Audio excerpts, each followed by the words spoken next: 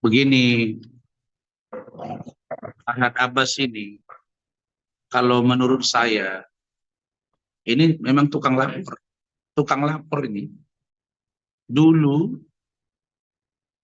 1 tahun yang lalu, kalau saya tidak salah, mereka ini bersahabat dengan Denis Caryesta. Grup-grup mereka waktu itu yang mengganggu saya. Dan Farhad itu sering bersama dengan Denis dan Uya-Kuya dan lain-lain.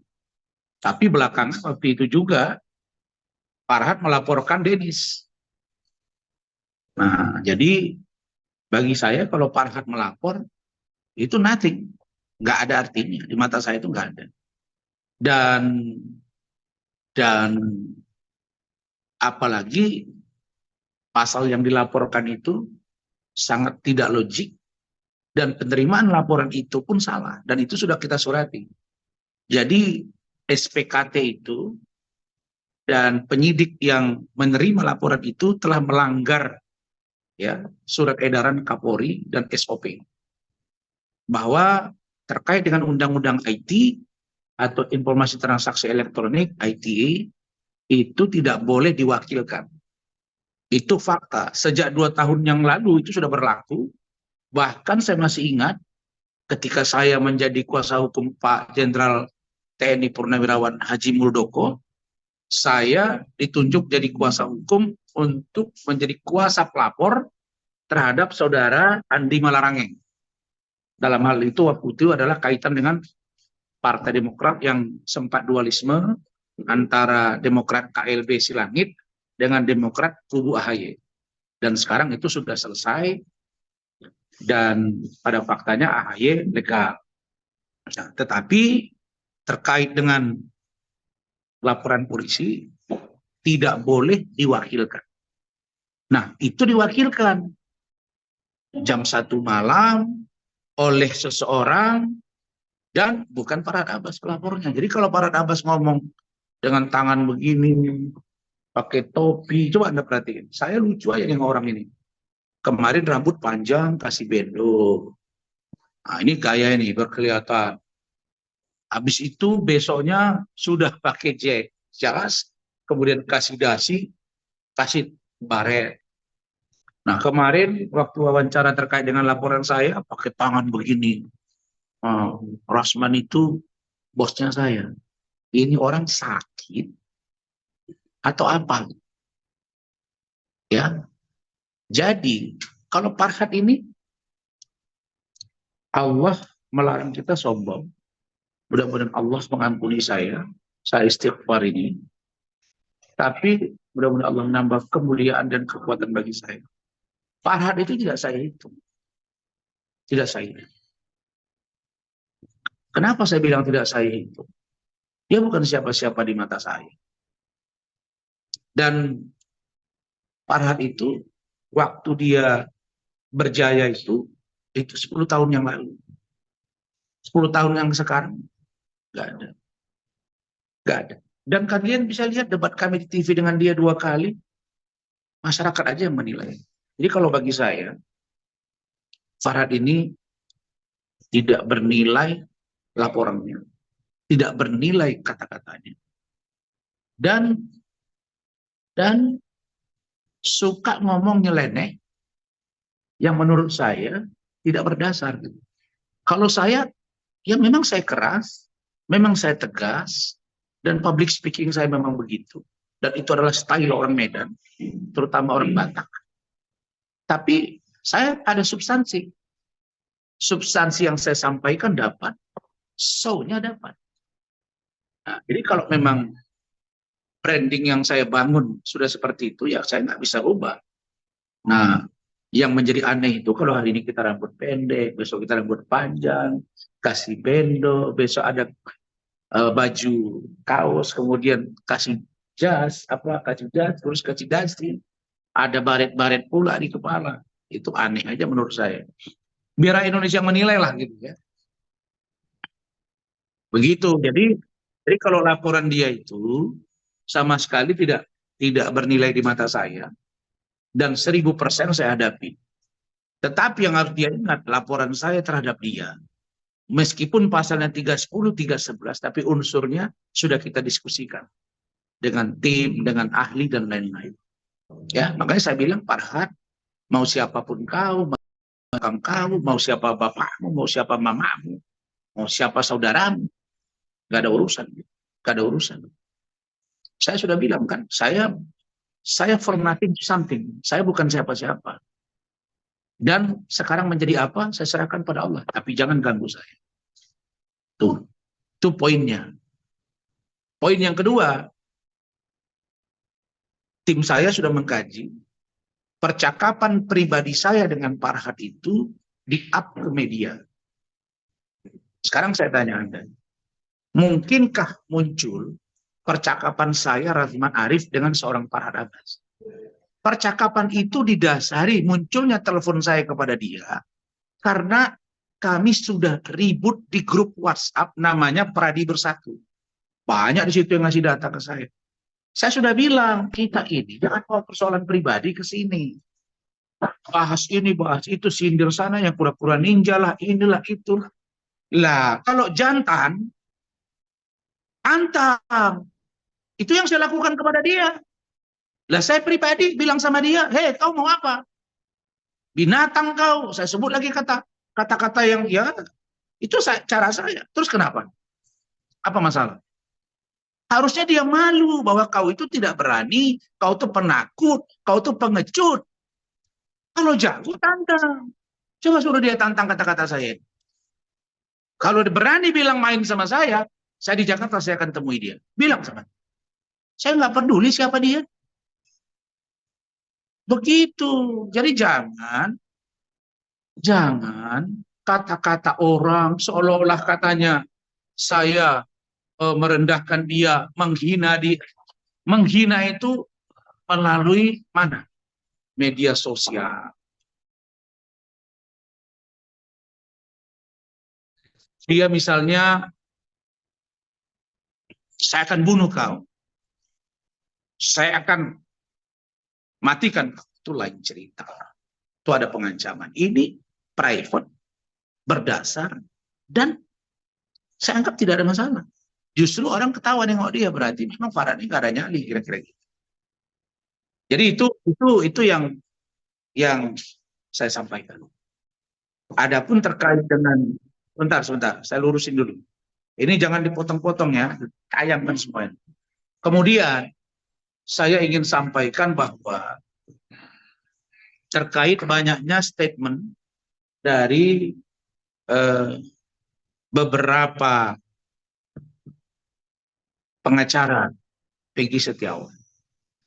Saya sampaikan begini, teman-teman saya, rekan-rekan saya, para pengacara Peggy Setiawan, saudara-saudara itu kemarin membela Peggy Setiawan dengan semua argumentasi hukum yang kalian bangun. Kita nggak pernah komplit. Kita nggak pernah komplit. Saya menghargai dan bahkan saya mendorong. Dan sebelum dilakukan sidang pra-peradilan, kuasa hukum Peggy Setiawan itu datang ke Komisi Yudisial, minta hakim diawasi, dipantau supaya jangan sampai menyalahgunakan dan atau memutus yang tidak menurut mereka memenuhi rasa keadilan. Kita nggak protes. Dan hakim itu menjatuhkan putusan dan hari itu juga malamnya dibebaskan. Artinya polisi samaan wa taqatan, mereka nurut, mereka patuh. Tapi lalu kemudian polisi mendalami, lalu kemudian saya sebagai warga negara dan praktisi hukum dengan tim saya mendalami, ada keganjilan dari putusan itu. Dan setelah saya baca Perma nomor 4 tahun 2016, kita lihat tugas dan pokok fungsi dan kewenangan dari Badan Pengawas Mahkamah Agung, begitu juga dengan tugas dan pokok fungsi dari Komisi Yudisial, memenuhi syarat untuk kami mengajukan pengaduan. Kita mengadu, dalam tanda kutip melaporkan, terkait dengan bunyi putusan yang kita anggap ultra petita, melebihi dari yang seharusnya, melebihi dari petitum dari pemohon, dari penggugat. Kan ada posita, ada petitum. Itu yang disebut dengan ultra petita. Lah saya sarjana hukum, praktisi hukum, saya juga seorang dokter, tapi saya juga berdiskusi pakar, hukum, akademisi, ya, polisi yang pensiun maupun yang masih aktif, jaksa, hakim. Kita berdiskusi. Ini kan bicara keilmuan, bukan bicara pribadi atau institusi, bukan. Ini menguji gitu ya. Nah, jadi ketika saya uji putusan ini di KY dengan Badan Pengawas Mahkamah Agung, terus apa masalah? Kenapa Anda keberatan? Kan tidak ada larangan. Kalau saya dianggap memfitnah, beda cerita. Fitnah itu kalau misalnya saya mengatakan bahwa Hakim Eman Sulaiman telah menerima gugatan atau mengabulkan seluruhnya gugatan dari saudara atau pengacara dari Peggy Setiawan yang bertindak untuk atas nama Peggy Setiawan karena menerima uang suap atau karena diintervensi. Nah, itu baru apa yang saya dalilkan harus saya buktikan. Itu konstruksi hukumnya. Ini kan tidak, saya menguji. Atau saya melaporkan Pak Eman Sulaiman ini ke penegak hukum yang lain dengan laporan abuse of power, penyalahgunaan kewenangan. Itu ranahnya pidana. Ini kan perdata, Bapak. Tidak ada pencemaran di sini. Kalau memang Komisi Yudisial, kemudian Badan Pengawas Mahkamah Agung mengatakan ini sudah memenuhi, ya sudah, jalan, tidak ada masalah. Emang kenapa? Apa nggak boleh diuji? Kalau nggak boleh diuji, berarti tidak boleh dong. Ada yang disebut dengan perma itu. Kan perma itu dua situ yang dilanggar ya. Yang dilanggar oleh putusan Hakim Eman Sulaiman. Pertama, tentang penyidik dapat mentersangkakan lagi sepanjang ditemukan dua alat bukti yang sah menurut hukum dan tidak sama dengan alat bukti sebelumnya. Kenapa dia kunci? Merintah untuk menghentikan penyidikan. Lah, kok sampai ke penyidikan? Kemudian putusannya lagi dengan mengikat pada putusan-putusan selanjutnya. Lah. Kok melebihi kewenangan? Gitu loh Bapak.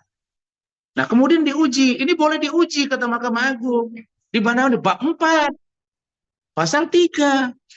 Disebut di situ, ya akan memberi teguran, akan memberi petunjuk, ya terkait dengan putusan pra-peradilan yang melanggar secara fundamental.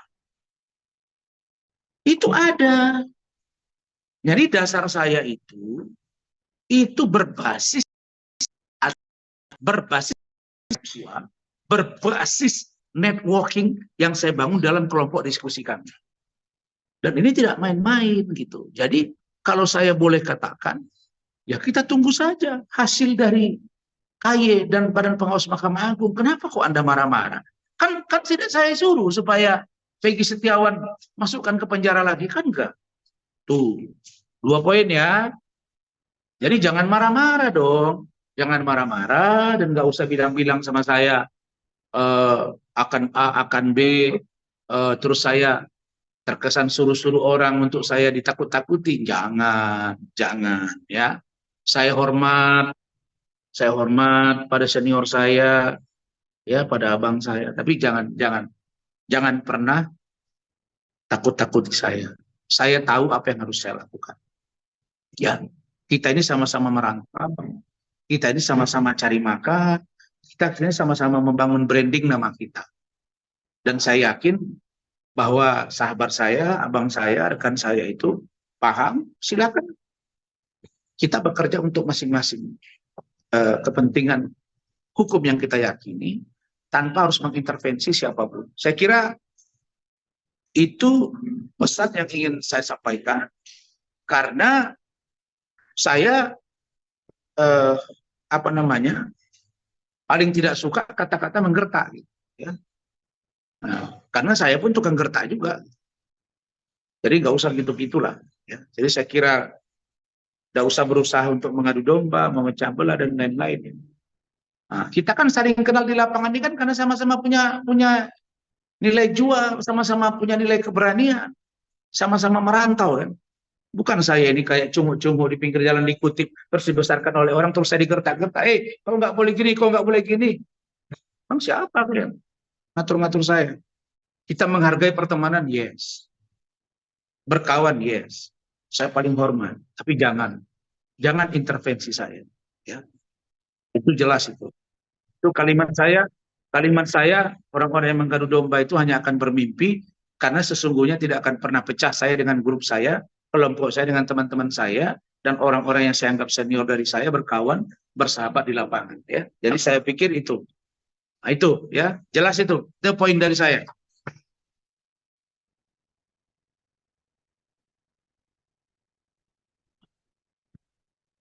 Iya, bukan meladeni lagi. Sangat siap untuk berhadapan dengan dia dalam bentuk apapun. Paham kamu? Bilang sama Farhad, Rasman akan meladeni Anda dalam bentuk apapun. Jangankan urusan laporan dia, dalam bentuk apapun saya layani dia. Saya di Medan nih sekarang, ya. Urusan saya banyak. Saya mau ketemu keluarga saya nangani klien, terus ada lagi, saya ada di Indonesia di bagian timur nih klien. Belum sempat-sempat saya ke sana. Saya bukan berpikir, bos, tentang bagaimana besok hidup saya, bagaimana besok rezeki saya. Enggak, saya menjalani aja hidup ini. Air mengalir. Karena rezeki itu sudah ada dan ditentukan oleh Allah. Tinggal saya memanajemen aja. Makanya saya itu pergi ke Batam, saya pergi ke Medan, saya pergi kemana-mana, saya liburan dengan keluarga ini. Karena saya berpikir untuk hidup saya itu sudah mumpuni untuk kedepannya gitu. Dan kalau saya sudah mau pensiun dari pengacara, istri saya mau pensiun dari kepala dinas, ya kita punya rezeki, sudah ada di Gusti Allah, tinggal kita manage, belum anak-anak lagi nanti dan keluarga besar. Jadi kita ini semua baik-baik aja. Nggak ada masalah sama saya itu. Makanya kita kemarin itu sama Bu Ade, istri saya yang di Medan itu koordinasi dengan Eli di Medan, dengan di Jakarta. Sudah, mereka sepakat udah bicara ke media. Karena kita anggap ini orang keterlaluan. Misalnya netizen, maki-maki. Itu yang selalu dibilang orang, oh netizen mendukung. Netizen itu mendukung Peggy, netizen boleh dukung, silakan aja. Tapi netizen yang mana dulu Bapak? Netizen yang ganti muka orang dengan babi, netizen yang ganti muka orang dengan kodok, netizen yang bilang orang meninggal dunia, itu yang mau didengar. Satu-satu kalian yang punya akun saya kejar kalian. Ingat, ini berproses hukum. Ya, dan saya tidak akan maafkan kalian. Sama seperti Denis Syariesta kan, diam sekarang kan. Nah itu dia. Adapun terkait dengan Farhad ke saya, Hotman ke saya, itu sudah 2 kali dikembalikan berkasnya. Dan saya menemukan keganjilan ketika saya minta BAP saya, apalagi yang konfrontir dengan iklim hakim di Cyber Barreskrim Mabes Polri, AKBP Dodi Hariansa Kanit menyerahkan ke saya tanpa ada paraf saya dan tanda tangan. Ini ganjil ini. Tunggu bagian Bu Dodi. Tapi saya nggak akan teriak keluar, saya ke dalam. Paham kan? Ke dalam gitu. Karena memang persoalan saya dengan Hotman itu persoalan dengan iklim hakim. Itu urusan jantan dengan jantan, Bapak. Ya, urusan ijazah saya sudah selesai, laporan penipuan penggelapan sudah selesai, Samsul di penjara, kemudian ada mantan managing partner saya juga pernah udah mendekam di penjara kemarin, saya nggak tahu keluar apa enggak. Jadi gitu. Jadi ini lebih pada gini. Kalau Anda di sana merasa bahwa itu adalah tempat Anda, kewenangan Anda, mungkin Anda cari panggung di sana, silakan. Tapi saya nggak cari panggung, mau panggung ngapain lagi saya? Rasman udah dikenal kok di negara ini. Ya, emang saya nggak banyak pendukung saya. Yang masuk ke saya data-data itu banyak netizen yang dukung saya. Cuma saya bilang nggak usah kalian up ke media. Makanya ketika saya buka data-data. Nah, kemudian apalagi yang saya ingin sampaikan ke pengacara Peggy. Kalian harus dengar ya baik-baik. Ketika rakyat bersuara Selasa yang lalu, di situ ada Bang Otto Hasibuan, di situ ada Bang Hendrio Suriningrat, di situ ada Bang Fredrik Gunadi. Ini senior semua ini. dan saya hormat kepada mereka. Ada Tony RN, ada Peggy Setiawan. Ya, saya tanya Anda, ada nggak kami berdebat ini? Hah? Kadar intelektual itu diukur di situ. Bang Otto bicara dengan keilmuannya. Bang Hendrio Sudiningrat bicara dengan keilmuannya. Benar nggak? Bang Frederick Tunadi bicara dengan keilmuannya. Rasman bicara dengan keilmuan. Gak ada kami saling debat. Tapi begitu saya bicara AB mengarah ke Tony, ini anak ngomong langsung. Makanya saya bilang dia orang kampung, jangan seperti orang kampung yang masuk kota merasa bahwa wow, aku di kampung raja, masuk kota merasa mau raja juga. Nggak bisa Bapak. Maksud saya apa? Sesuaikan diri di lapangan. Perlu diskusi, perlu belajar banyak. Bukan menghina Tony, bukan. Saya juga orang kampung. Yang selalu saya bilang orang kampung, tapi jangan kampungan. Itu saja. Coba kami nggak ada berdebat. Begitu dengan Tony, langsung hidup. Perdebatan yang menurut saya di luar substansi. Tapi it's okay, biar rakyatnya menilai. Lalu apalagi yang aneh? Yang aneh adalah ketika sebelum Selasa kemarin, itu juga live. Adinda Aiman Wicaksono mewawancarai saudara Peggy Setiawan dengan ibunya Zoom dari Cirebon. Oke. Kemudian di situ dia jawab beberapa pertanyaan, termasuk masalah tato. Dan di situ tidak diizinkan kita bertanya. Nah, karena memang takut kalau Rasman bertanya nanti menginterogasi. Nah, terus saya tanya, saya bertanya apakah masuk kategori interogasi atau tidak, saya nggak ngerti itu. Yang saya tahu cara saya bertanya begitu, baik di pengadilan, baik di polisi, baik ketika gelar perkara khusus, dan lain-lain dan lain. Waktu saya menguji mahasiswa, ya memang begitu setahu saya. Tapi di TV sebelah, TV One, di situ terjadi diskusi, pertanyaan dari beberapa orang, termasuk dari saudara Pitra Romadoni kepada Peggy. Makanya saya ketika hari Selasa kemarin, itu saya minta izin ke Adinda Aiman, boleh nggak saya bertanya dengan Peggy? Coba ada lihat rekamannya. Adinda Aiman selaku host juga Pemret, dia memang mengatakan, Anda berkenan, Peggy bersedia, tidak keberatan, tidak akan menjawab apa saya pertanyaan Bung Rasman? Iya, lah saya tanya tatonya. Dia bilang dia buat tato 2015, bintang-bintang, terinspirasi dari pemain bola yang berasal dari klub Crystal Palace, yaitu Wilfred Zaha. Oke, itu kan kata dia. Boleh dong saya uji kebenarannya. Karena saya tidak mau sosok seorang, apa bedanya Rasman?